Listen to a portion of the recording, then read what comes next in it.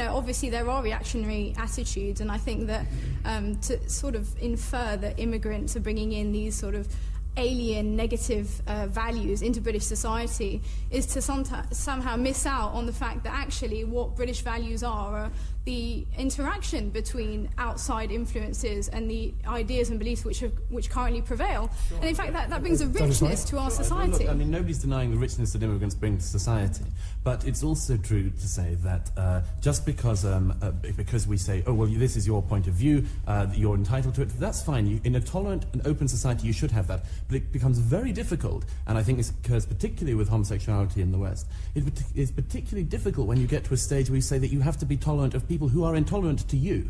Well, that is something that you have to reconcile as a society in which you have different perspectives. These are no longer out.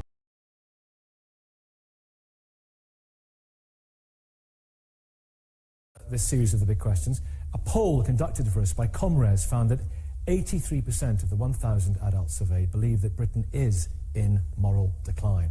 Can immigration make Britain more moral? Christina Adoni, I mean, this judge was talking about the cancer of society that is family breakdown, and what is needed maybe is a sort of injection of values. He didn't say this, but what do you think about the contention that maybe some of the moral values, the family values, brought here by immigrants can save us from ourselves? I think that's a very, very interesting theory, and I think absolutely so.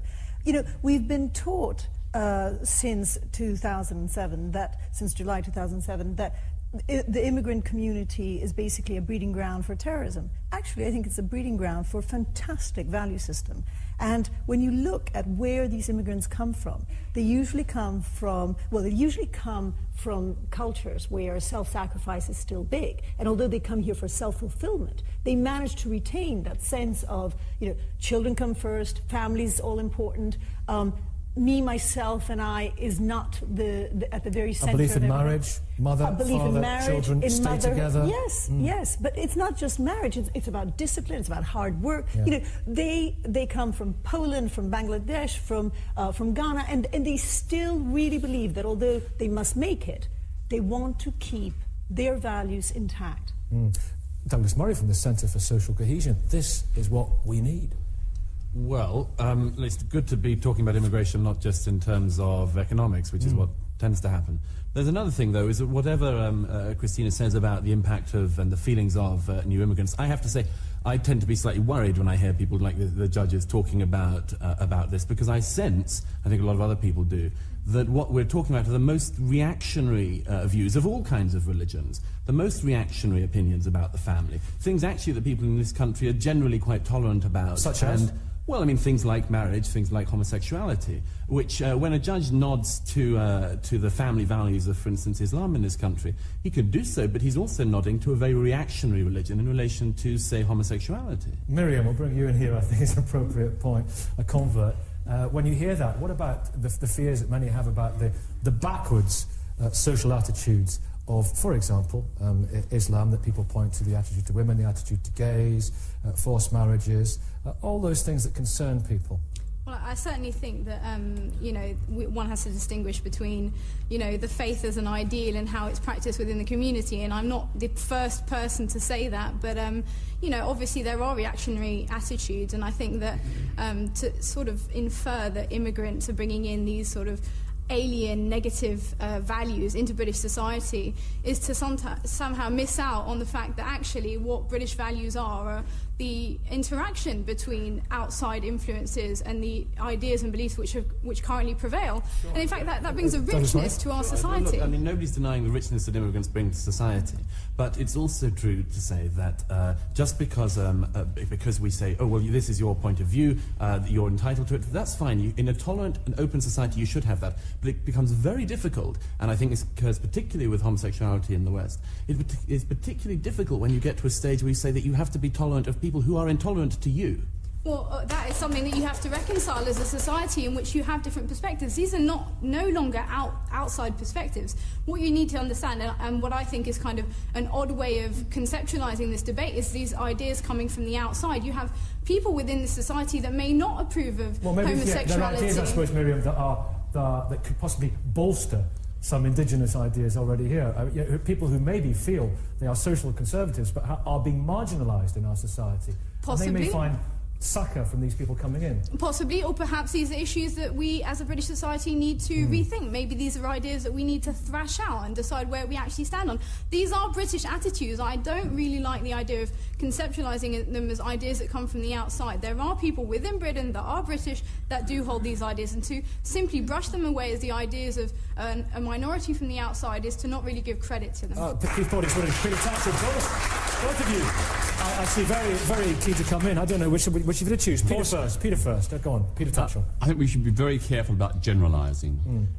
Immigrant communities come with lots of different backgrounds, different ideas, different influences, some cultural, some religious. Is there a danger of a step back to a place that we've escaped from socially, with some of the values that are being brought in?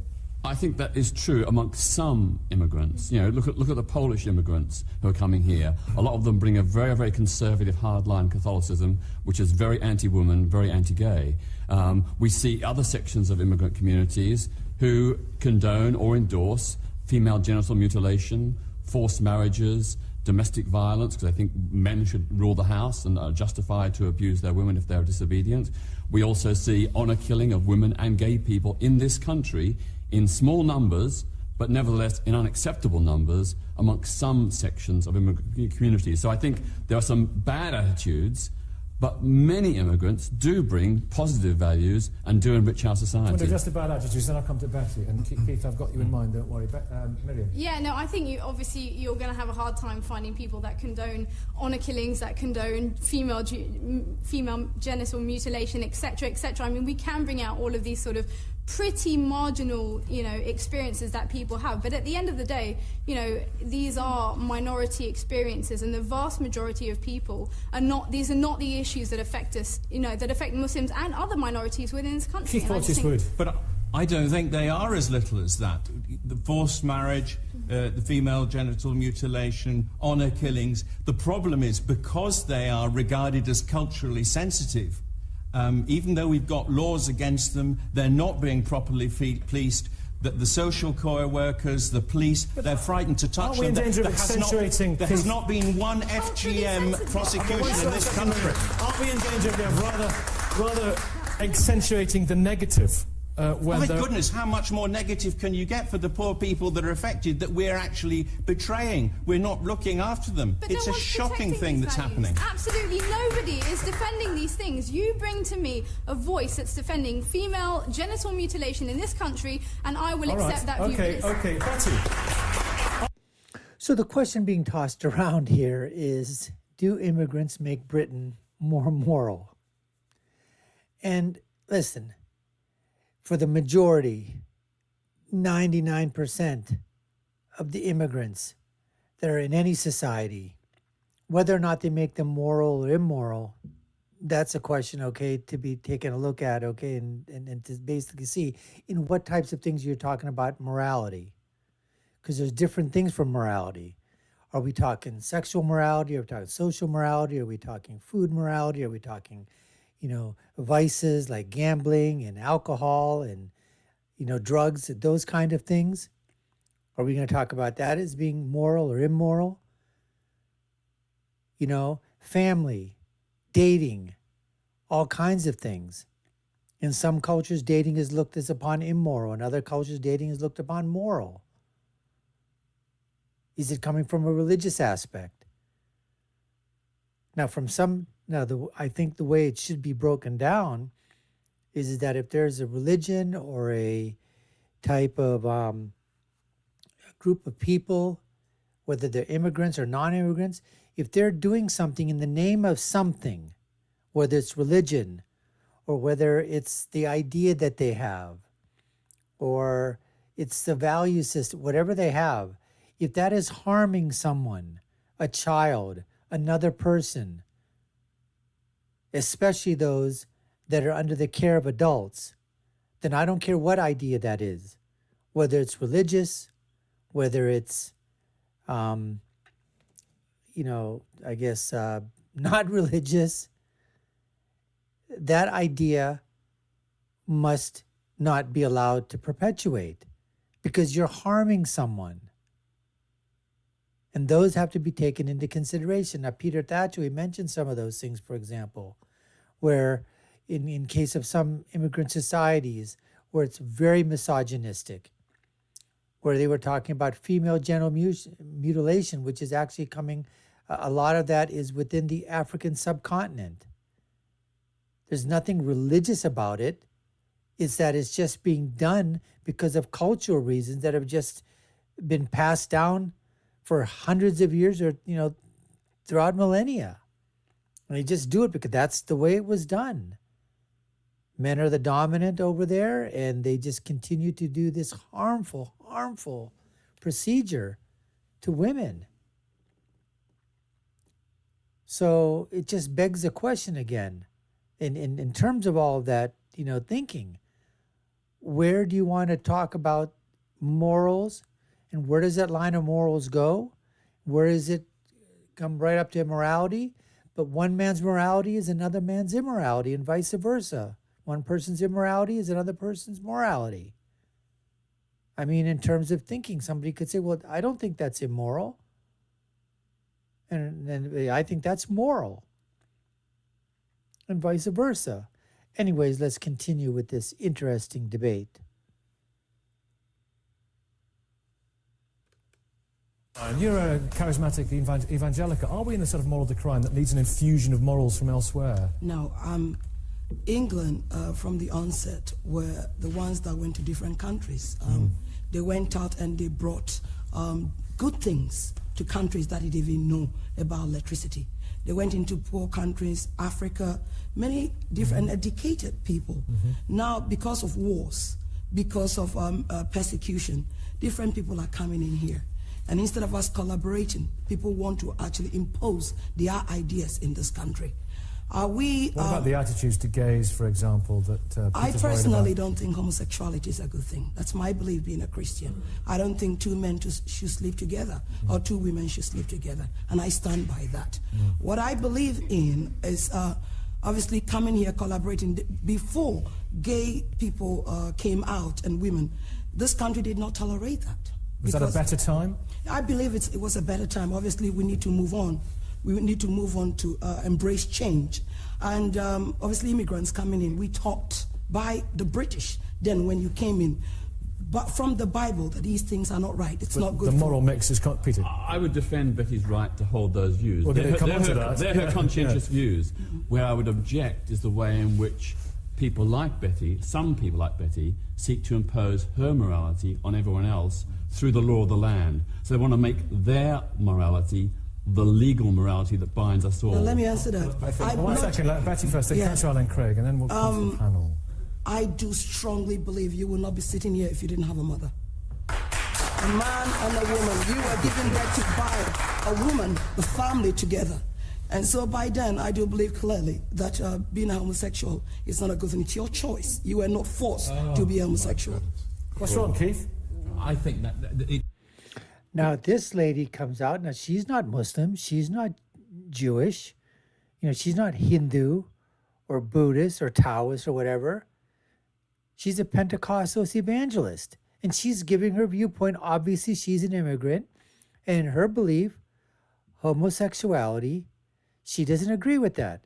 Now, whether or not you have that belief, as Peter Thatcher basically said there, you can hold that belief that you are either, that you agree with homosexuality, you don't agree with homosexuality.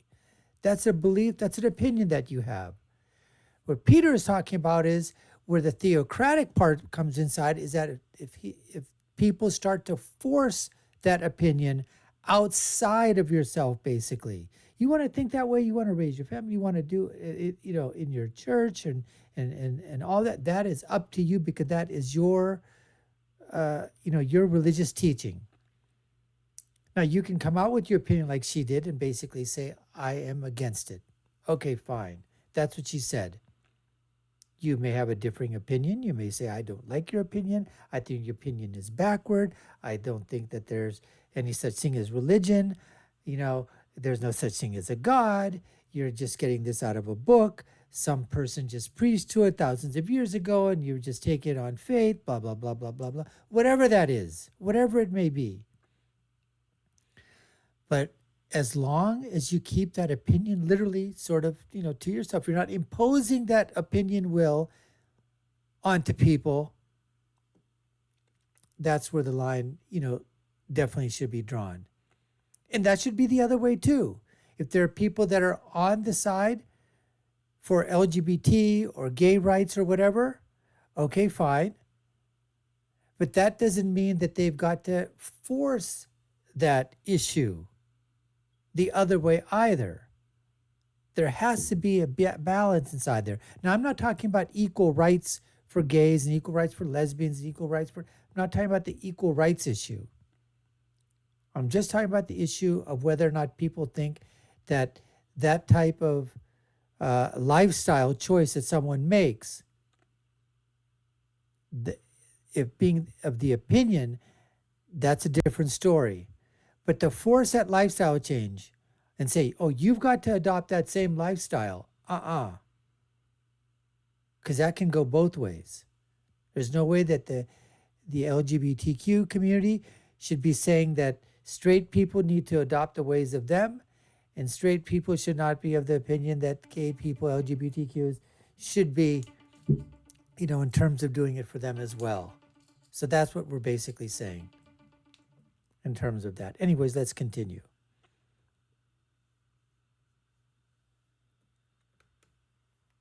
It's not a choice for people. My goodness, the amount of oppression there's been of gay people to suggest that they do it because they want to do it is just stupid. We all know better than that. Mr. Masonic, is there a danger that with many of the social conservative attitudes coming into this country, it's not going to be morally good for us, it's going to take us back to a place that some argue we've moved on from? That isn't my experience. Most of my urban congregations now are predominantly Afro-Caribbean. And obviously they come in with very different values from West Africa or the Caribbean. And sometimes to very different values from the Guardian and the Independent as well. Different values from one another in terms of child upbringing, family life, and yet we're all kind of sharing the same church. Now what I'm discerning, in fact, is that they are also influenced by British values, including British values of tolerance, and the campaigning, if you like, from a more conservative direction is not actually coming from those people. It's coming more from white conservative British. And so in a sense we're influencing one another. And actually from the Church of England we're doing very well out of it, because we've got somebody like Johnson Tamu, the Archbishop of York, who brings that energy and that passion, but also brings a great deal of intelligence. So we're winning. I think there's some views from the audience as well. Gentleman back there with the red shirt. Yeah, go on. Hi, we've been talking about sort of morality and stuff, but in terms of the sort of big stories in the news, in terms of moral action, they've been sort of Shannon Matthews and all the sort of teenage killings. What relevance does immigration have to that? And that's what people seem to be most concerned about when they're talking about moral decline. They're talking about these stories, but where's immigration got a point in that? Immigration, the argument is that there's many of the people coming in have a sort of a stronger moral family background, and they would bolster those values within this country. People talk, Maria, about the Poles, don't they? You came from Poland, well, when, 3 or 4 years ago? 3.5 years ago. Yeah. And well, I think that I would like to make any simplistic statement about this, but I think that it should be the whole moral decline needs to be approached from at least a few angles. Well, to start with, the immigrants coming to Britain, I think are very well aware of the fact that the British society was built on the values such as democracy, freedom, respect, tolerance. And we are guests here, actually, and we want to learn, and we also want to contribute. Polish immigration, for example, Douglas Murray. Well, I just wanted to say, I mean, the polling people and asking them if they sense moral decline, I don't think you could ever take a poll anywhere at any point in our history where people thought we were in moral ascent. It just doesn't happen. Everything's always getting worse. That's the nature of human feeling. Yeah. So, Richard Dawkins, are you worried at all by some of the social attitudes that come into this country? I'm worried about some of the social attitudes I've heard in this hall tonight. This morning? Sorry, this morning. It's all dark in here. I'm worried when somebody sitting next to a well-known gay activist says, "I believe that you had a mother," and gets a round of applause. Now, that's bigotry. And I'm worried about that.